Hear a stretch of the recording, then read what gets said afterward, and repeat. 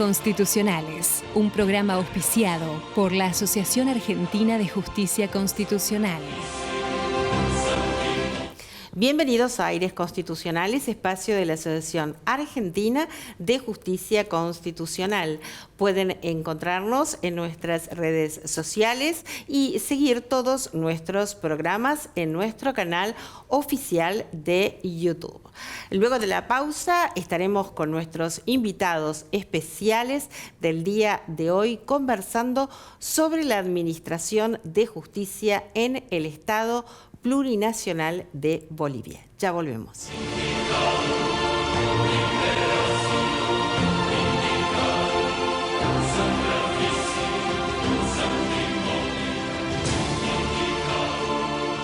Muy bien, y aquí seguimos en Aires Constitucionales, hoy con el alto honor de recibir al doctor Paul Franco Zamora, que es expresidente del Tribunal Constitucional Plurinacional de Bolivia. Es además vicepresidente para Sudamérica de la Asociación Mundial de Justicia Constitucional, destacado conferencista nacional, internacional y autor de diversas y prestigiosas obras del derecho.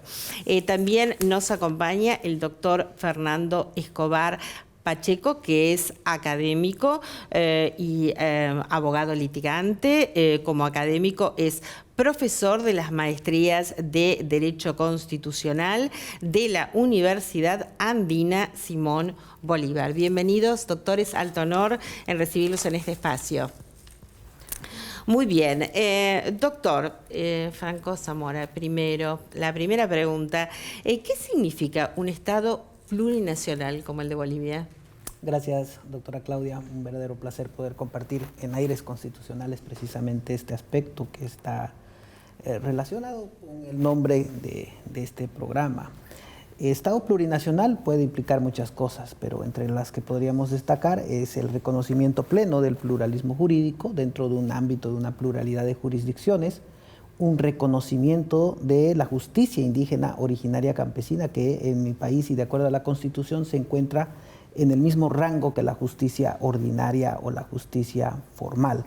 Además, dentro de lo estructural del Estado es la presencia precisamente de aspectos que tienen que ver con el reconocimiento de la pluralidad de los derechos de las naciones y pueblos indígenas originarios campesinos, y por supuesto también esto irradia a las instituciones, entre ellas la Administración de Justicia. Para un abogado litigante, doctor, bienvenido. Gracias. Muchísimas gracias por acompañarnos. ¿Qué significa una administración de justicia que tiene conciencia de justamente una comunidad plurinacional de diversas culturas? Bueno, primero, muchas gracias, doctora, por la invitación y muy feliz de estar acá con todos en Buenos Aires.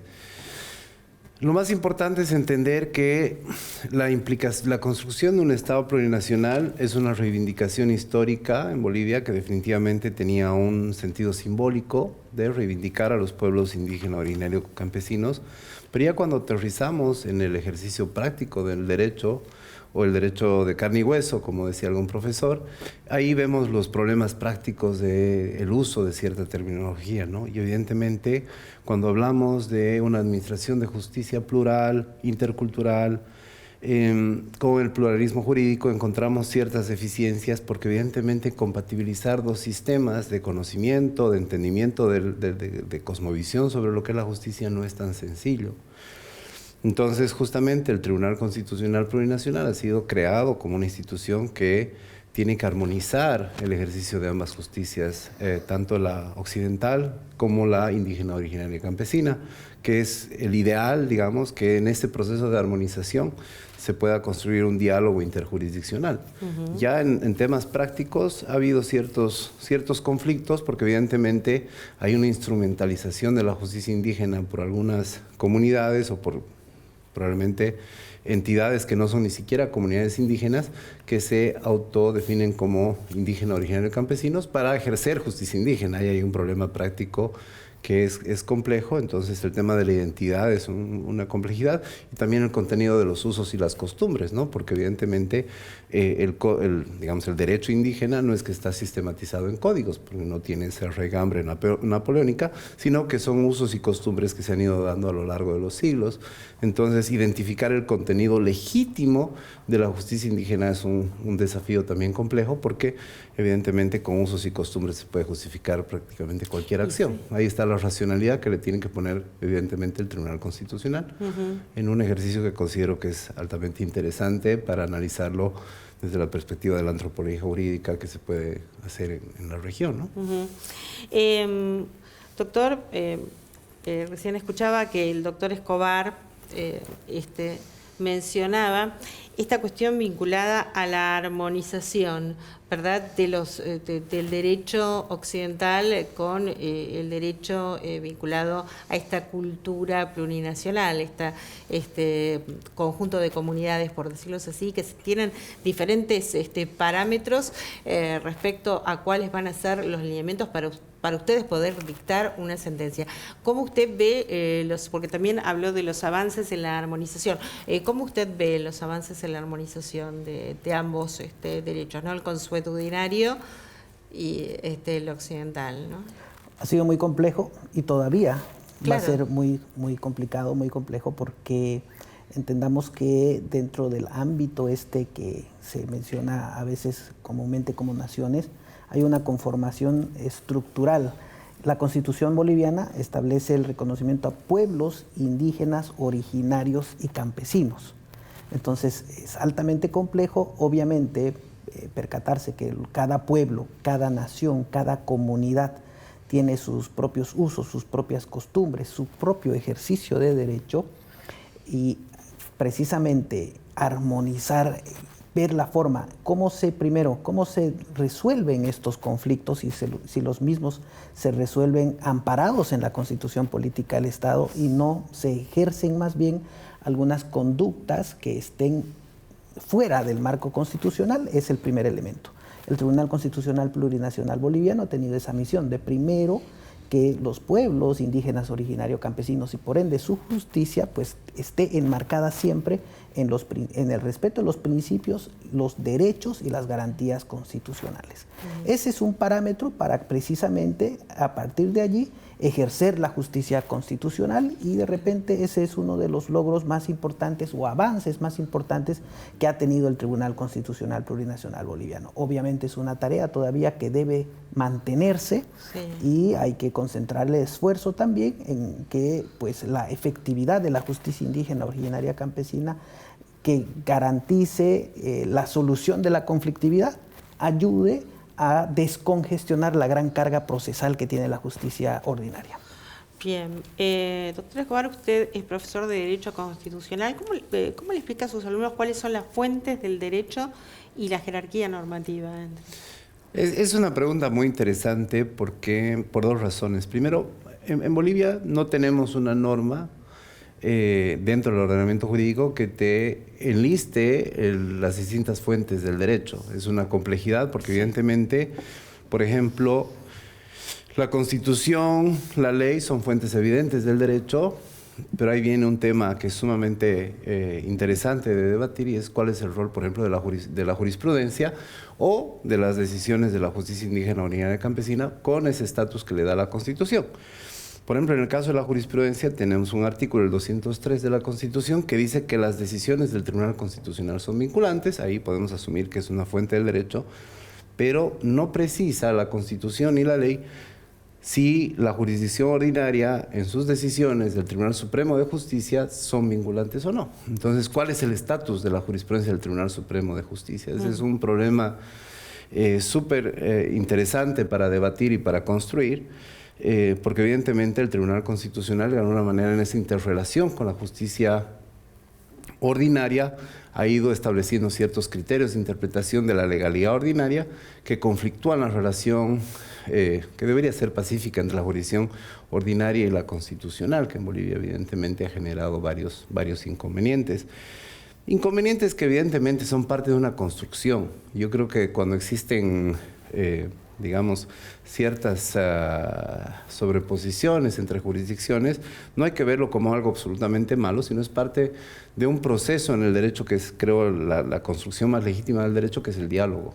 Claro. Entonces, evidentemente, si uno ve qué pasaba en Bolivia antes de la creación del Tribunal Constitucional en el 94, teníamos una justicia que no tenía un contralor de la constitucionalidad de la acción del órgano judicial. Y eso significaba, porque nuestro sistema de control de constitucionalidad, si bien era difuso, no era claro, no había una posición clara de la jurisdicción ordinaria en el sentido de que iba a ejercer el control de constitucionalidad. Sí.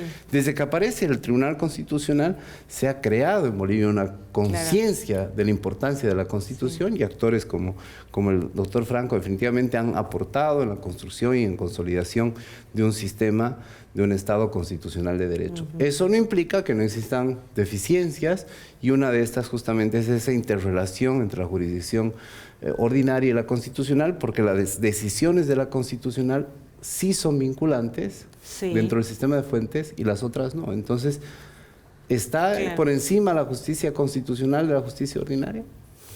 Claro. Doctora, a ver, como para entender bien, ¿cuáles serían las diferentes instancias jurisdiccionales? Primera instancia, instancia de revisión. ¿Cómo funciona esto? En un resumen muy global de cómo funciona el sistema procesal en Bolivia, nosotros tenemos la jurisdicción ordinaria con sus 3 instancias tradicionales, ¿no? Primera instancia, apelación y casación. Bien. Casación es el Tribunal Supremo de Justicia. Bien. ¿No? El sistema de primera instancia y segunda instancia está, digamos, organizado por distritos judiciales. Cada departamento, que son 9 en Bolivia, es un distrito judicial. Bien. Pero no está ni federalizado, ni autonomizado, ni tiene ninguna forma de desconcentración. El Tribunal Supremo es único y ejerce la jurisdicción para todo el país. Las decisiones que emite el Tribunal Supremo de Justicia en casación, ¿no? Que es la última instancia, o que debería ser la última instancia, todavía admiten la posibilidad de que se presente una acción, por ejemplo, de amparo constitucional contra la decisión que resuelve el recurso de casación. Esa decisión, que puede ser impugnada a través de un amparo constitucional, va a ser emitida en definitiva por el Tribunal Constitucional. Claro. Y es ahí donde se presenta ese roce y esa interacción entre la jurisdicción ordinaria y la constitucional. Clarísimo. ¿Cómo llegan los magistrados a cumplir sus funciones? ¿Cómo son electos? Bueno, dentro de esta estructura que estábamos comentando, y como bien lo menciona el doctor Escobar, dentro de ese marco de la plurinacionalidad, en mi país, pues el sistema de acceso a la magistratura es a través del voto popular. Luego de un proceso de preselección que está a cargo de la Asamblea Legislativa Plurinacional, que es el órgano legislativo, pues cuando los postulantes que cumplen todos los requisitos, que pasen todas las fases, que cumplen con la parte meritocrática y con los exámenes de acuerdo a puntuación, se aprueba por 2/3 de votos en la Asamblea Legislativa Plurinacional, y pues los que estén en los primeros lugares van a un voto popular. En los 9 departamentos, los magistrados del Tribunal Constitucional Plurinacional se elige 1 por departamento. El Tribunal Constitucional está compuesto precisamente por 9. Entonces, en cada departamento, en circunscripción departamental, se lleva adelante un proceso eleccionario, y el magistrado que obtiene la mayor cantidad de votos es el magistrado electo titular, y el que le sigue es el magistrado suplente. Cuando hablamos de elección popular, bueno, asemejamos a los políticos en campaña. ¿Los jueces hacen campaña electoral o es diferente? ¿Cómo es allí? La normativa prohíbe a quienes están postulando hacer una campaña política, y establece que el órgano electoral es el ente que debe proceder a una difusión de todos los méritos, de toda la trayectoria, de todos los aspectos que la población debería de conocer para tomar una decisión informada con relación a las personas por las cuales va a tener que acudir a emitir su voto y escoger quién va a ser su magistrada, su magistrado. ¿Y usted considera que esto es suficiente para que la población llegue a tener una libre elección, un poder de determinación cuál es el magistrado, digamos, faltando esa cercanía, ¿no?, entre el diálogo entre el magistrado y sus votantes? Hay que reconocer que la voluntad del constituyente, de la que emerge precisamente la Constitución que tenemos vigente por ahora del 2009, fue la de tratar de despolitizar de alguna manera la designación directa de los magistrados y las magistradas. Y perdón, y que además requeriría fondos, entonces sí, estaría complicada la cosa, ¿no? Por supuesto, entonces esa era la intención del constituyente, ¿no? Generar un método, una metodología que permita a la gente decidir por quién, a quién va a administrar la conflictividad que precisamente se genera y que esté despojada de alguna intromisión de la política. Pero es un ejercicio que se ha ido desarrollando, ya tenemos varias experiencias de elección popular y pues todavía no encontramos un método, una fórmula que realmente pueda diferenciarse sobre este aspecto muy puntual, ¿no? La despolitización.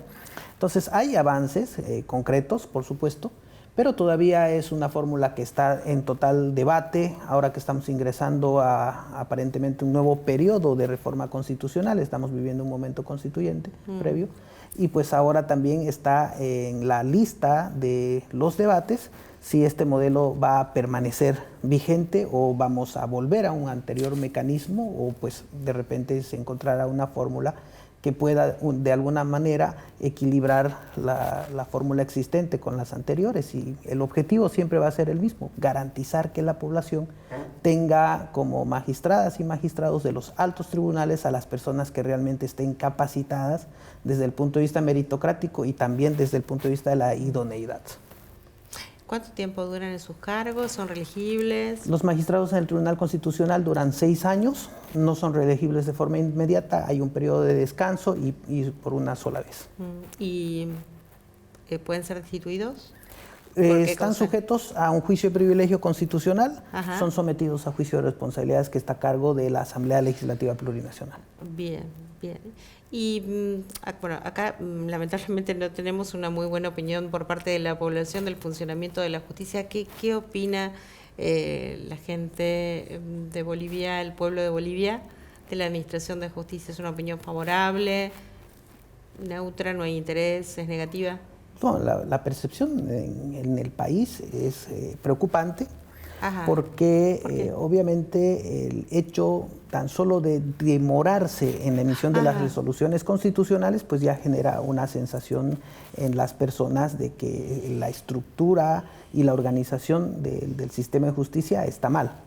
Claro. Entonces, uno de los grandes retos en el país es la búsqueda también de mecanismos que promuevan una justicia más accesible, por un lado, transparente, sin corrupción y, por supuesto, en la medida en la que se hagan las cosas más rápido, pues la gente va a estar más contenta. Otro factor que incide también es el de la corrupción. Hay aspectos que están vinculados y relacionados a ella y, por supuesto, una cuestión tan reprochable como esta genera en la gente que tenga también una sensación negativa con relación al sistema de justicia. Claro, que afecta a la independencia judicial. Por supuesto. ¿Cómo ve usted, como abogado litigante, los plazos de la justicia, de la administración de justicia? A ver, yo creo que hay varios puntos ahí que hay que mencionar. El primer punto es que yo he sido muy crítico no solamente, digamos, del tema del mal manejo de los plazos en Bolivia, sino que, por ejemplo, la Corte Interamericana de Derechos Humanos es la primera en sancionar a un Estado porque dice que ha violado el derecho a ser juzgado en un plazo razonable. Pero si uno acude a la Corte, tiene que esperar 10 años para ver si la demanda prospera o no. Entonces, creo que el problema es un poco más estructural. Es un poco más estructural en términos de qué tipo de justicia queremos, no solamente en Bolivia, en Latinoamérica, cuáles son los medios que tenemos a disposición, en qué medida los gobiernos están dispuestos a generar el presupuesto necesario para que justamente estos órganos sean independientes, no solamente dentro de los países, los sistemas nacionales, sino también los órganos internacionales que ejercen jurisdicción. En Bolivia, evidentemente, justicia que tarda no sirve y hay muchas disfunciones procesales en el sistema. Queda afectada la tutela judicial efectiva. Por supuesto que queda afectada la tutela judicial efectiva y es un problema realmente sintomático, pero que es mucho más grande que ese. No es el problema del plazo solamente, es el problema de la visión que se tiene sobre la justicia en general, y que creo que deberíamos dar un paso, no solo en Bolivia, en Latinoamérica, para construir sistemas más sólidos e independientes, ¿no? Sí. ¿Se ha expedido el tribunal respecto de un exceso en el plazo razonable para el juzgamiento? Sí, por supuesto, el Tribunal Constitucional siempre ha tratado de generar que las autoridades judiciales pues cumplan los plazos que están reconocidos y establecidos en la normativa. Sí. Pero como mencionaba el doctor Escobar, es también complejo porque muchas veces el propio tribunal ha demorado excesivamente en el cumplimiento de algunas resoluciones, ¿no? Y básicamente pues este problema global podríamos decir que pues afecta a todas las jurisdicciones, sí, ¿no? que ejercen administración de justicia, incluida la Corte Interamericana de Derechos Humanos, ¿no? Que claro, como lo decía el doctor Escobar, a veces se sanciona al Estado porque no cumplió el juzgamiento de un plazo razonable, pero la sentencia se emite 5 años después. Sí, ¿no? sí. Entonces, justicia lenta no es justicia, ¿no? Sí, se ha dicho aquí. Justicia que tarda no es justicia. Justicia, exactamente. Y efectivamente, si bien existen las líneas jurisprudenciales que establecen de manera obligatoria y vinculante que se deben cumplir con los mismos, pues no deja todavía de ser un gran ideal. Claro. Nosotros aquí, a partir de la reforma de 1994 de nuestra Constitución, por medio del artículo 75, inciso 22, tenemos incorporado el derecho constitucional, convenciones de derechos humanos con jerarquía constitucional. ¿Cómo funciona esto? Para ambos es la pregunta, ¿no? ¿Cómo funciona esto en Bolivia? Tenemos también un artículo a partir del 410, 411 de la Constitución que establece evidentemente cuál es el sistema de jerarquía de las diferentes normas dentro del sistema constitucional boliviano y ha creado un bloque de constitucionalidad. Ese bloque de constitucionalidad que antes fue creado pretorianamente por el Tribunal Constitucional, el 2010 por primera vez incorpora el bloque de constitucionalidad en la interpretación interna del derecho, ha generado que, por ejemplo, el derecho internacional de los derechos humanos sea parte del bloque de constitucionalidad, es decir, que es parte de la Constitución, ¿no? Y también, por ejemplo, el derecho comunitario es parte del bloque de constitucionalidad, es decir, es parte de la Constitución. Ahora, ¿qué implica que sea parte de la Constitución? De nuevo estamos en un problema muy grande porque justamente si hay un mal uso, nosotros sabemos que la interpretación jurídica no necesariamente es una ciencia muy exacta porque depende, digamos, de ciertos criterios metodológicos del intérprete, pero puede ser sometida a cierta manipulación. Y es lo que de alguna manera ha pasado en Bolivia en algún momento, cuando se emitió una sentencia, que era la sentencia 84-2017, que se hizo una interpretación de que el artículo 23 de la Convención Americana permitía un derecho humano a ser reelegido de manera indefinida. Y ese es un tema que es... Yo no voy a hacer un juicio de valor, pero voy a decir es un tema que es discutible. Y es a través de una interpretación de la propia convención, porque está en el bloque de convencionalidad, que yo me permito anular una norma de la Constitución interna. Entonces ahí tenemos un debate filosófico que es interesante para saber cómo esa relación es constructiva o no entre el bloque de constitucionalidad, que es amplio, muy amplio en Bolivia tal vez, y la propia Constitución. ¿Cómo ve usted, doctor, cómo funciona este bloque de constitución? Bueno, en perspectiva de derechos humanos podríamos afirmar que tratándose de cuestiones relacionadas precisamente a derechos de las personas, el tribunal ha respondido en buena manera porque aplicando y ejerciendo el control de convencionalidad muchas veces ha tutelado los derechos de las personas que, pues, contenidos en las normas que forman parte de este bloque de constitucionalidad o del Corpus Juris Interamericano de Derechos Humanos, pues ha recogido las que sean más favorables y pues ha concedido en ese sentido una mayor protección al ámbito de los derechos, ¿no? Que en su generalidad pues podríamos calificar como una medida protectiva, garantista. Obviamente existen siempre las excepciones, como las que adecuadamente menciona el doctor Escobar, y pues son las que hay que superar a través precisamente de los diálogos jurisdiccionales y de los espacios de debate correspondientes. Muy bien. Bueno, usted es vicepresidente de la Asociación Mundial de Justicia Constitucional para Sudamérica, ¿verdad? Y estamos ante la realización del 8º Congreso, ¿verdad?, de la Asociación Mundial de Justicia Constitucional. ¿De qué va a tratar este congreso? ¿Dónde se va a celebrar? ¿Tienen las fechas ya? Bueno, precisamente la visita que nosotros tenemos aquí a Buenos Aires, a Argentina, es para generar precisamente todos los aspectos organizacionales y de planificación bajo la dirección de nuestro presidente de la Asociación Mundial de Justicia Constitucional, el doctor Patricio Maranielo, y pues ya estamos prácticamente fijando como fecha 14, 15 y 16 de octubre, posiblemente se pueda ampliar el 17 más, que cae un día sábado, para hacer algo que tenga relación con estos temas que hemos tocado tan importantes el día de hoy. El evento, que es nuestro 8º Congreso de la Asociación Mundial de Justicia Constitucional, se llevará a cabo en la ciudad de Sucre, en Bolivia. Sucre es la capital constitucional de Bolivia, y pues nuestra intención precisamente es poner en relieve este aspecto. Mayormente la gente piensa que la capital de Bolivia es La Paz, cuando en realidad es Sucre, y pues va a ser sede de este importante evento. Además, en Sucre se llevó adelante la última asamblea constituyente que tuvimos, es de donde nace precisamente la constitución actual, y por supuesto todos los aspectos históricos que envuelven a Sucre, donde se produjo el primer grito libertario. Entonces, todos estos aspectos, casados además a la finalidad que tiene la Asociación Mundial de Justicia Constitucional de promover el debate y a través de él generar precisamente los aspectos que puedan ser contemplados en el ámbito de las constituciones, y por supuesto también en lo que hace a la academia y a la construcción de posturas de derecho constitucional o derecho procesal constitucional. Nosotros estamos muy emocionados de poder recibir, esperamos y hacemos propicia la invitación a toda la comunidad jurídica de la Argentina, que pueda además conocer la capital de Bolivia y además ser partícipe de este importantísimo evento que seguro va a contribuir mucho en el ámbito precisamente del derecho procesal constitucional. Muchísimas gracias, doctor, por su presencia, doctor Porfranco, doctor Escobar. Bueno, nos estaremos encontrando próximamente justamente para la realización, previo a la realización nuevamente de este Congreso de la Asociación Mundial de Justicia Constitucional. Los despedimos y nosotros nos volvemos a encontrar la semana próxima, como siempre, aquí en Metro.